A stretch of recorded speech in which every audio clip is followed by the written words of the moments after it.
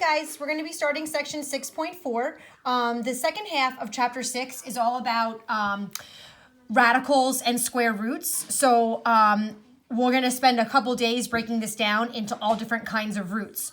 Right now, you are very comfortable with square roots. That's probably the one root that you have worked with the most. However, the square root is not the only root that we can take. We can take the third root and the fourth root and the fifth root, etc. of a number.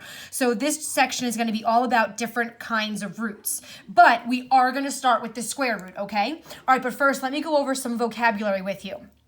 Right now, this expression is read as the third root of 8. So in this expression, the 3 is called the root or the index. This symbol, which you would think is the square root symbol, except it's not the square root because there's clearly a 3 written right there, tucked in this little corner. So this symbol itself is called the radical symbol, okay? And then the number underneath the radical is called the radicand. Whatever you take the root of, that is called the radicand, just in case you see this vocab anywhere. All right, so like I said, we're used to taking the square root of something, but we have to get used to other roots. So if you were asked to take the third root of 8, that literally means what times itself 3 times equals 8. The root is telling you how many times you have to multiply something by itself to equal whatever is underneath that radical. So for example, the third root of 8 means what times what times what times itself 3 times gets you 8. And the answer to that is the number 2. If you multiply 2 by itself 3 times, you will equal 8. 2 times 2 times 2 is 8. 2 times 2 is 4. 4 times 2 is 8. So that's what the third root of 8 means. It means what do you have to multiply by itself this many times to equal that number under the radical, okay? So if you ever see this is known as the nth root, okay? This is the nth root symbol, all right? And n is going to be replaced with some positive whole number. So when n is 2, that's the square root that you're used to. When n is 3, that's going to be the third root. When n is 4, that'll be the fourth root. When n is 5, that'll be the fifth root, and so on. So like I just said, if n was to equal 2, then it would be this. It would be the second root of something or the square root of something, which is actually equal to this symbol. This is the square root symbol. When you have no number written there, the number that is supposed to be there is 2. This symbol has a root of 2 that is assumed. So if there's no number written, then it's safe to assume that it's the square root. We don't have a first root, so you don't have to worry about that. If there's no number written here, it means this. It means the square root, okay? So this is, when you see this, the root is assumed to be 2, all right? So this is the square root symbol. It has a root assumed of 2. Okay? All right, so today, like I said, just to get into the swing of things, we're going to simplify square roots today. So that should feel very similar to what we've already done. I just have to add variables into the mix, and I'm going to add them in last, okay? All right, so let's do some square roots, stuff that you are used to doing, okay? All right, before we do that, I just want you guys to remember who your perfect squares are, or who are your perfect second powers. These are all the numbers that when you square them, 1 squared, 2 squared, 3 squared, 4 squared, 5 squared, and so on, you get 1, 4, 9, 16, 25, 36, 49, 64, 81, 100, 121, 144, and I can keep going. 13 squared, 14 squared, 15 squared, etc. These numbers right here, these are known as your perfect squares. These are your perfect second powers. These are numbers that that you can take the square root of and get whole numbers back. We don't usually use this one because it doesn't change a number that we're already working with. So we kind of start with this one. So the square root of 4 is 2. The square root of 9 is 3. The square root of 16 is 4. The square root of 25 is 5, and so on. These are the numbers that we would have used to simplify square roots, right? Because these are the numbers that you can take a square root of. All right, so let's practice. This should feel familiar. All right, so if I asked you, what is the square root of 36? Well, what number can you times by itself 2 times, because the root is assumed to be 2, to get 36? And the answer is 6.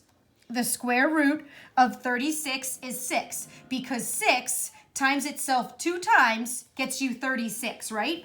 All right, so then what is the positive square root of 100? The square root of 100 is, well, what number times itself 2 times gets you 100? And the answer is 10, because 10 times 10 is 100.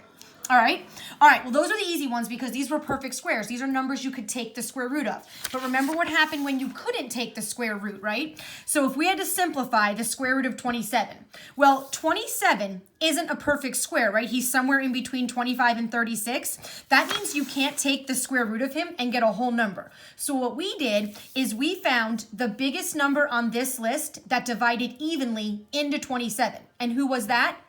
9. So we broke this up into the square root of 9 times the square root of, well, 9 times what is 27? 3. And now you can take your perfect square, which is the square root of 9. It is 3. And then the square root of 3 stays as your simplified radical. So the answer is 3 root 3. Okay, well, what is the square root of 75? Well, again, 75 is somewhere in between 64 and 81. He's not a perfect square. So we have to find the biggest number on this list. Hopefully he's on this list. I mean, I know there's bigger perfect squares, but I didn't go too big. So what's the biggest number on this list that divides evenly into 75? And that number is 25. So we would break the square root of 75 up into the square root of 25 times the square root of, well, 25 times what gets you 75? 3. Okay, so what is the square root of 25? That's 5, so the square root goes away. And then you can't take the square root of 3, and you can't simplify him anymore. So it just stays 5 root 3. Now, that's just a coincidence. You don't always get the square root of 3 left over, okay? All right, look at the next one. All right, now, just in case this pops up on the homework, I want to remind you.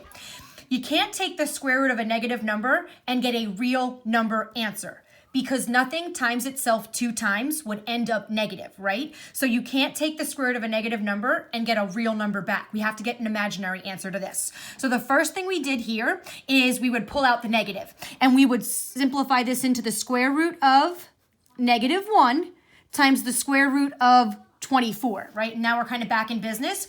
So who was the square root of negative 1 equal to? Well, remember, he represents the imaginary unit I. So we would get I from him, and then we would treat this like normal. What's the biggest perfect square that goes into 24? And it would be 4. And then what's left over? 4 times what gets you 24? It would be 6. So then we would get I times, what is the square root of 4? 2. And then root 6 would stay as our simplified radical. And then on the outside, what is I times 2? It would be 2I and then root 6. And then that's your answer, okay? All right, and then last, what about the square root of negative 16? Well, again, I can't get a real number answer to this. So the first thing we would do is pull out the negative 1, so the square root of negative 1 times the square root of positive 16, right? Now we're back in business now that we have a positive number. So who was the square root of negative 1? That was I. And then the square root of 16, well, that is 4. He is a perfect square. So then I times 4 is 4I. And that would be your simplified answer. Okay? So again, this should all feel very, very familiar to you. We've already done that.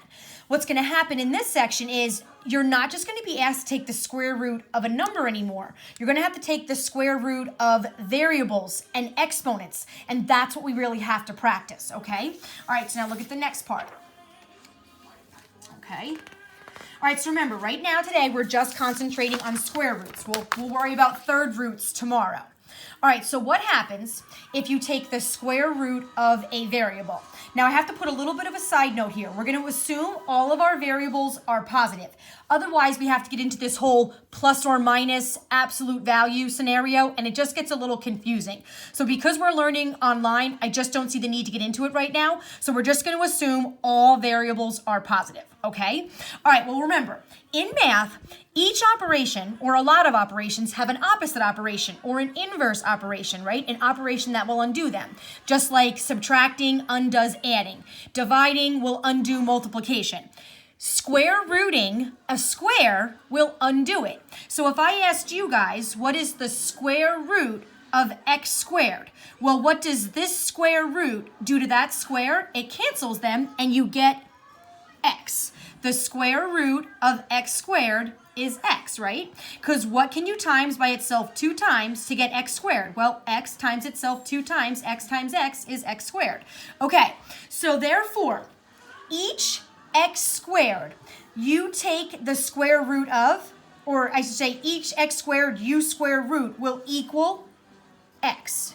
So for every x squared you take the square root of, you will get a just x as your answer. So keep that in mind. The square root of x squared is x is the key to taking the square root of an exponent and a variable. All right, so guys, look at this.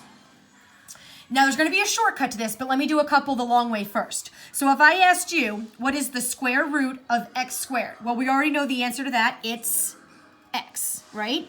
The square root of x squared is x. Okay, well, what if I asked you, what's the square root, right? Because the 2 is assumed to be there. We are taking the square root of x to the 4th. Well, for every x squared that lives inside of x to the 4th, you can take the square root of that x squared and get just x.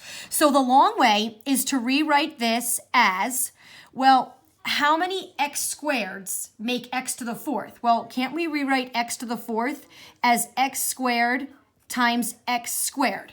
Because what's x squared times x squared? It's x to the 2 plus 2. It's x to the 4th, right? So you're just rewriting x to the 4th in how many x squareds live inside of him. All right, so now you can separate this as the square root of x squared times the square root of x squared, and we can do them individually. And now what is the square root of x squared? It's just x times what is the square root of x squared? It's just x. So the answer to this question is, well, what's x times x? It's x squared. So the square root of x to the 4th is equal to x squared. Now, there is a shortcut where you won't have to do this. When you take the root of an exponent, there's a shortcut. So really, the shortcut is you take the variable x and you take the power and you divide it by the root. Okay? So therefore, the square root of x to the 4th would equal, you take your variable x, you take your power, am I on the camera? Yeah, 4, and you divide that power by the root. What root are we assumed to be taking? The second or square root, and you divide it. And now it's going to be x to the, what's 4 divided by 2? It's 2. And just like before, I got an answer of x squared. I still get an answer of x squared. So the trick with variables and exponents is the exponent gets divided by the root, and that's the shortcut, okay? Let's try it again. Again, I'll do it the long way first, and then we'll see how the shortcut still works. So the square root of x to the 6th, right? We're taking the square root.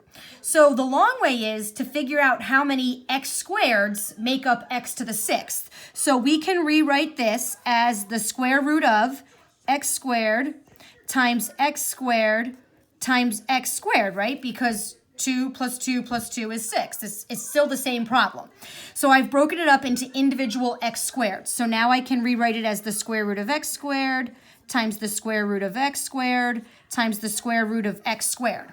And now each time I take the square root of x squared, I get just x. So this is just x, this is just x, and this is just x. So at the end of the day, the answer to the square root of x to the 6th, it is x times x times x.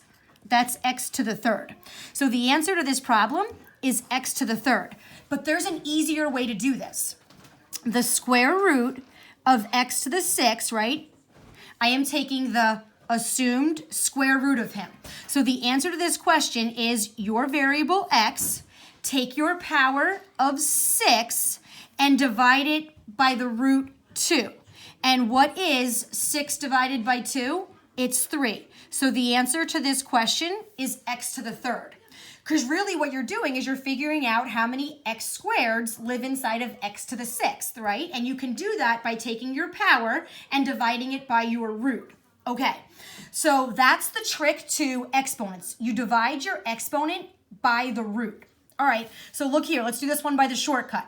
I am taking the assumed square root of x to the 8th. So that should be equal to your variable x, take your power, 8, and divide it by your root 2. What is 8 divided by 2? It's 4. The answer to this question is x to the 4th.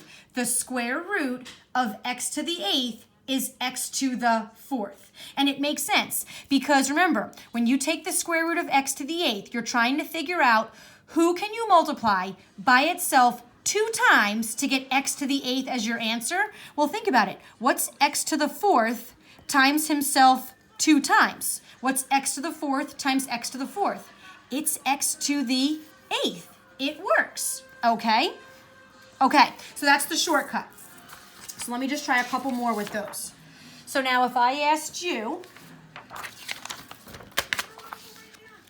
what is the square root of x to the 10th, right? The square root is assumed. Well, if you're going to take the square root of x to the 10th, then this is going to be take your variable x, take your power 10, and divide it by 2.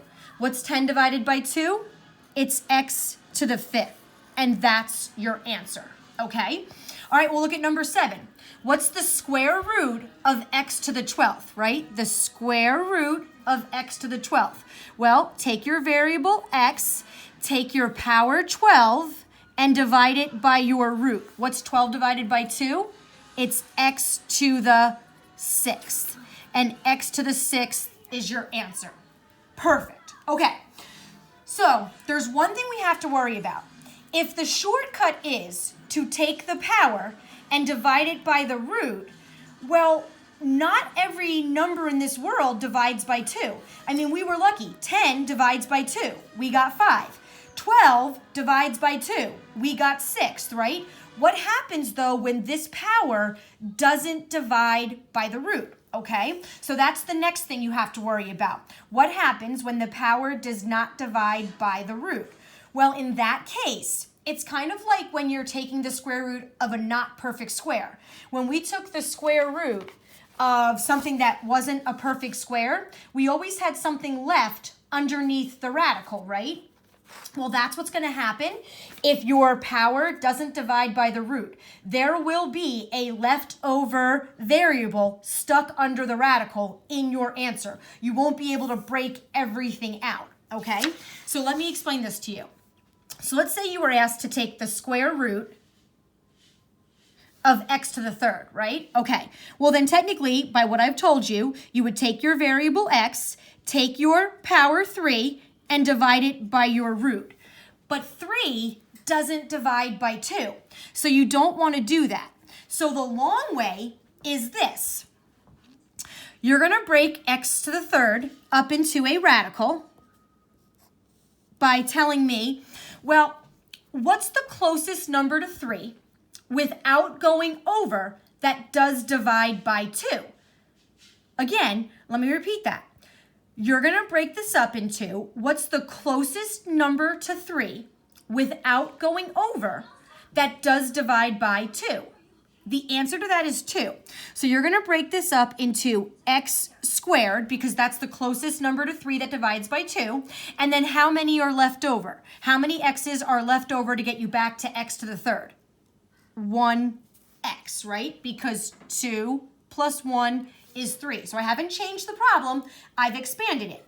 So you have to break up numbers that don't divide by 2 into the closest number to it that's not going over, that divides by 2, and then how many are left over. So now we can split this up into the square root of x squared, and then the square root of x. Now, what is the square root of x squared, right? 2 divided by 2 is 1. It's just x. And then the square root of x is stuck, and he stays as part of your answer. So the square root of x to the third actually simplifies to an x times the square root of x, okay? That'll take some getting used to. Let's try it again. What if I asked you to take the square root of x to the fifth, right? Well, again, by what I've told you, you take your variable, and then you take your power, and you divide it by the root. But 5 doesn't divide by 2, right? And we don't want to create a fractional exponent, right? That's in a whole nother section. So we don't want to do that. So what we're going to do is we're going to split this up. We're going to rewrite this as the square root of what's the closest number to 5 without going over that will divide by 2.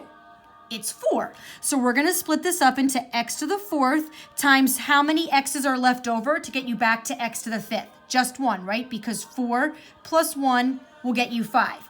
Okay, now we can split this into the square root of x to the fourth and then the square root of x. Well, what's the square root of x to the fourth, right? Well, 4 divides by 2, it's 2. So that's x squared, right? By what we just saw before. Your power divided by your root. 4 divided by 2 would be x squared. And then the square root of x is left over. And that becomes your answer. So if your power doesn't divide by your root, then there's always going to be some type of variable still stuck under that radical, okay? All right, look here.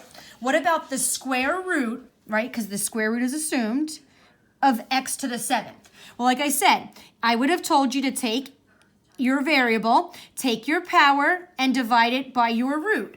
But 7 doesn't divide by 2, so we don't want to create that fraction. So we're going to rewrite x to the seventh as the square root of what's the closest number to 7 without going over that does divide by 2. It's 6. So we're going to break him up into the square root of x to the 6 times how many x's are left over to get back to 7? Just 1, right? Because 6 plus 1 would get you 7. All right, now we can split this into the square root of x to the 6 times the square root of just x. Well, remember, what's the square root of x to the 6? Because this is the one we can get rid of. Because 6 will divide by 2. What's 6 divided by 2? It's 3. So that gets us x to the third. And then I can't take the square root of x, so he stays as the leftover square root of x that's still stuck under that radical. And now x to the third times the square root of x is what the square root of x to the seventh will simplify to. All right, let's try one more. What if I asked you, what's the square root of x to the ninth, right? Well, like I said, normally when you take the square root of a power, you would take your variable x, take your power, and divide it by your root. But 9 doesn't divide by 2, so we don't want to do that. So we're going to break up the x to the ninth as the square root of what's the closest number to 9 that will divide by 2 without going over. It's 8. So we're going to rewrite him as the square root of x to the 8th times how many x's are left over? Well, just 1, because 8 plus 1 will get you to 9. Okay, now we can split them into their own square roots. The square root of x to the 8th times the square root of just x. Okay, well, this should be the one that we can do, right? Because this is the square root of x to the 8th, and 8 will divide by 2. What's 8 divided by 2? It's 4. So he's going to be x to the 4th. He's free because I was able to divide my power by that root. And then the square root of x, I can't take a power of 1 and divide it by a 2. So he's my leftover stuck under the radical piece. So the square root of x to the 9th simplifies to x to the 4th times the square root of x. So if your power does not divide by your root, then there's still going to be something left under the radical in your answer. Okay. All right, so that's it. Now we got to put it all together and practice some homework problems. All right, here we go. Ready? So what if they asked you to simplify the square root, right? It's assumed to be the square root of 64 times x to the 10th times y to the 4th. Well, the first thing I like to do, since this is all multiplied together, is give everything its own square root. Think of everything as an individual problem. So I rewrite this as the square root of 64 times the square root of x to the 10th times the square root of y to the 4th. I think of everything individual, right? Okay, well, does anybody know what the square root of 64 is? That's a perfect square. What's the square root of 64? It's 8. Perfect. No leftover, nothing to clean up, nothing to split. Okay, if I take the square root of x to the 10th, right? This is the square root of x to the 10th. Does 10 divide by 2? Yes. Then I don't have to split this up. What is 10 divided by 2? It's 5. So that becomes x to the 5th, no more radical. If your division can happen, then that breaks it out of the radical. Okay, and then what about this? The square root is assumed the square root of y to the 4th.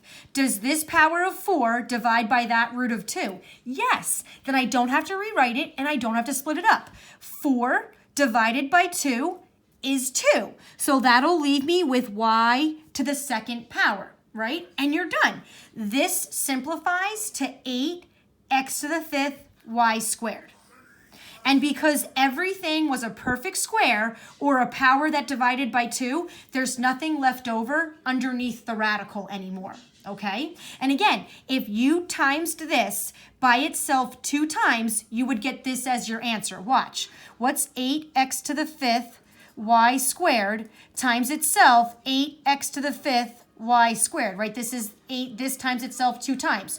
What's 8 times 8? It's 64. What's x to the 5th times x to the 5th? It's x to the 5 plus 5 is 10. And then what's y squared times y squared? It's y to the 2 plus 2 is 4. And that's right there. So this times itself 2 times gets you this as an answer. So this is definitely a correct answer. Okay. All right, here we go. Now we're going to get a little bit harder. What about the square root, because the square root is assumed, of 18 times x to the 13th times y to the 6th. Well, again, the first thing I like to do is split everything into its own square root so I can look at each piece individually. So I'm going to break this up into the square root of 18 times the square root of x to the 13 times the square root of y to the 6th. And then we can deal with each piece by itself. Okay, well, what about the square root of 18? 18 is not a perfect square, so we're going to try and simplify him. What's the biggest perfect square that divides evenly into 18? Now, if no perfect square divides evenly into 18, then it would stay the square root of 18, right? He wouldn't simplify, but it does. It's 9. So we're going to break him up into the square root of 9 times the square root of 2. Okay, so he's done. Hold on to him. All right, what about the square root, because the square root is assumed, of x to the 13? Does 13 divide by 2? No. Then we have to split him up. What's the closest number to 13 that divides by 2 without going over? It's 12, right? So we're going to split him up into the square root of x to the 12th times the square root of how many x's are left over to get back to 13. Just 1, right? Because 12 plus 1 is 13. Okay, so now he's good to go. All right, now let's go to the y to the 6. This is the square root of y to the 6. Does 6 divide by 2? Yes. So he doesn't need to be split. So instead of taking the square root, I'm going to wait to the next step. I'm just going to leave him as the square root of y to the 6. I don't have to change him. All right, now in this step, this should be the fun step. We're gonna get rid of the square roots that can go away, and we're gonna leave the ones that have to stay. All right, so what's the square root of 9? That's 3. Can I take the square root of 2? No, so he's the leftover, he's stuck, he stays under. Okay, well, what's the square root of x to the 12th? What's 12 divided by 2? It's 6, so that's gonna be x to the 6th, no more radical. All right, what's the square root of x? Well, 1 does not divide by 2, right? So he's our leftover. He's the one that stays underneath that square root. Okay, and then what's the square root of y to the 6th? What's 6 divided by 2? It's 3. So that's going to be y to the 3rd, no more radical. Okay, so hard part's over. Now it's all about the cleanup.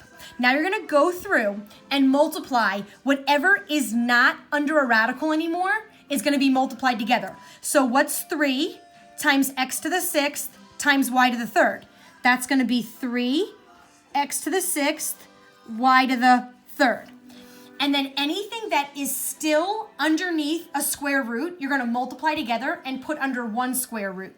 So that's going to be the square root of 2 times x is 2x. And you're done.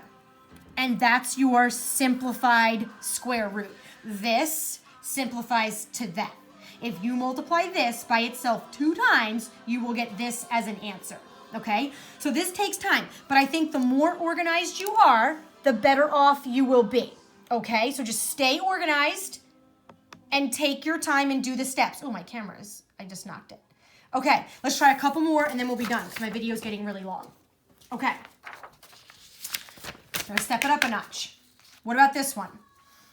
5x squared times, because it's attached, the square root of 12, x to the 7th, y to the 3rd. So right now, the 5x squared, guys, he's just hanging out on the outside, waiting to be multiplied with anything that breaks free. Okay, so let's just concentrate on this right now. So the first thing I'm going to do is split everything into their own square root. I'm going to rewrite this as the square root of 12 times the square root of x to the 7th times the square root of y to the 3rd. And let's take it one square root at a time. Okay, so again, just bring down the 5x squared. He's just hanging out, waiting to be multiplied. So let's do the square root of 12 first. Can you take the square root of 12? No. So what's the biggest perfect square that goes evenly into 12? It's 4. So we're going to split him into the square root of 4 times the square root of 3 is your leftover. Okay, now we're going to go to the x to the 7th. The square root of x to the 7th, right? Does 7 divide by 2? No. So what's the closest number to 7 without going over that does divide by 2?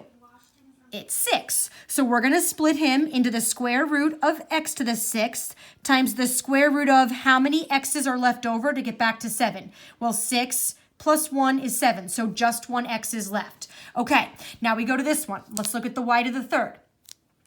Does the 3 divide by 2? No. So what's the closest number to 3 without going over that does divide by 2? It is 2. So we're going to split this into the square root of y squared times the square root of, well, how many y's are left over to get back to 3? 2 plus 1 is 3. So then we have 1 y left over. Okay, so that's the hard part. Now we should go through and get rid of our square roots that can go away and leave the ones that have to stay. Okay, so 5x squared, just bring it on down. He's just hanging out, waiting to multiply. All right, what's the square root of 4? That's 2. The square root of 3 is our leftover. He stays. Okay, the square root of x to the 6th. What is 6 divided by 2? That is 3. So that's x to the 3rd, no more radical. The square root of x is our leftover, so he stays. Okay, what about the square root of y squared, right? This is the square root. What's 2 divided by 2? It's 1, so you are left with a 1y, and he is free, no more radical. And then the square root of y stays as our leftover. Okay, Now we're going to go through, multiply our numbers on the outside together, multiply our x's on the outside together, multiply y's on the outside together, and then anything that's still under a square root we'll multiply together and put under one square root. All right, so numbers first. 5 times 2 times no other numbers is 10. Okay, so 5 and 2 are done. Okay, x squared times x to the third times no other x's on the outside is x to the 2 plus 3. That's 5. All right, so x squared and x to the third is done. Okay, now y times no other y's on the outside just stays y. And then anything that's under the square root, we're going to multiply together and put under one square root. So he's done. So that's going to be 3 times x times y is 3xy. Whew. So guys, it's a lot, but if you stay organized, it's a lot easier to do. So this is your simplified square root. All right, I'm gonna do one more and then my video will be over. Okay, this is almost like an entire class period. All right, so negative 2y to the fourth times the square root is assumed of 81x squared y to the 15th. Okay, so negative 2y to the fourth, they're just hanging out, waiting to multiply with anything that breaks free. Okay, so let's split all this. The square root of 81 times the square root of x squared. I don't know about you guys, but I'm really excited about those. And then the square root of y to the 15th. Okay, let's go through. So negative 2y to the fourth times, guys, the square root of 81, he's good to go. If you want to do it now, you can. Otherwise, let's see if we have anything. He's going to have to be split, so I'm going to wait. I'm going to leave him as the square root of 81 because he's good to go, doesn't need to be split.